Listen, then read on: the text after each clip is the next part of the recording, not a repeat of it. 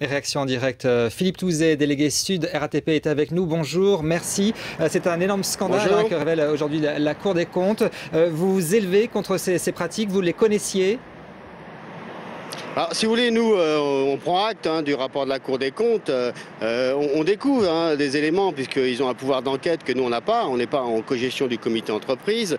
Simplement, on avait déjà déposé une plainte l'année dernière suite à un rapport d'audit interne qui révélait certains dysfonctionnements.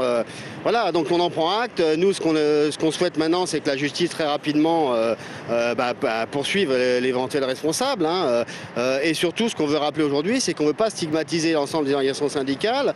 Je pense que par exemple les militants, les délégués syndicaux qu'on rencontre au quotidien sur le terrain ne sont pas forcément responsables, mais effectivement si tout ce qui est dit dans le rapport de la Cour des comptes est avéré, il y a des responsables au plus haut niveau de certaines organisations syndicales.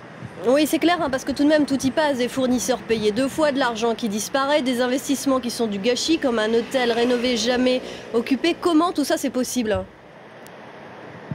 Ah bah ça, c'est ce qu'il faudra demander aux responsables.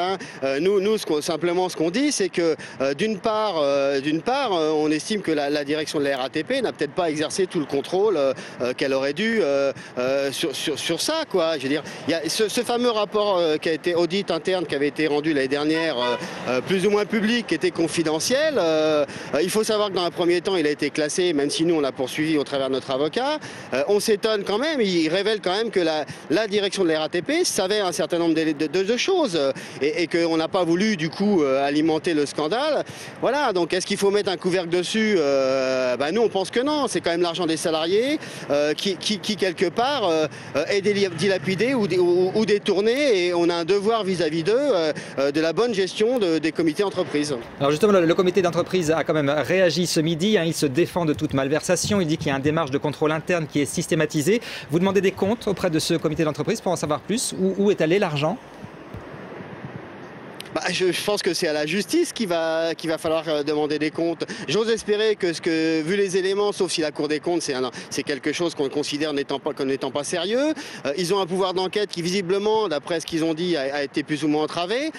Simplement, aujourd'hui, il faut désigner un juge d'instruction qui fera l'enquête nécessaire et qui décidera éventuellement de poursuivre au niveau pénal d'éventuelles responsabilités. Moi, je ne suis pas juge d'instruction, j'ai pas de moyens d'enquête en tant qu'organisation syndicale. J'ose espérer qu'il y a des gens sérieux à la Cour des comptes et qu'ils n'ont pas écrit n'importe quoi. Voilà, je veux dire, je ne peux pas vous en dire davantage. Aujourd'hui, vous mettez en cause la direction, mais ça pose surtout le problème du financement des syndicats. Vous ne croyez pas ? Si, alors ça c'était les éléments qui avaient motivé notre plainte l'année dernière. Dans le cadre de l'audit interne, ce qui était révélé, c'est que voilà, tout ça doit être confirmé naturellement, mais ce qui était révélé dans les pratiques, c'était des moyens alloués aux œuvres sociales et culturelles, donc au bénéfice des salariés et de leurs familles, étaient détournés à des fins et des pratiques militantes. Voilà, c'est ça qui était dans le rapport d'audit interne, je le rappelle, et tout ça se rejoint, je veux dire, mais au jour d'aujourd'hui, comme beaucoup de choses, voilà, ça peut se régler qu'au travers d'une enquête qui doit être menée sérieuse par un juge d'instruction qu'on espère voir désigner très rapidement, et si nécessaire, il décidera éventuellement d'une mise sous tutelle, je ne sais. Voilà, aujourd'hui, nous, on en est là. Merci beaucoup. On n'a pas d'éléments autres que ça. Merci beaucoup, Philippe Touzet, d'avoir été en direct avec nous.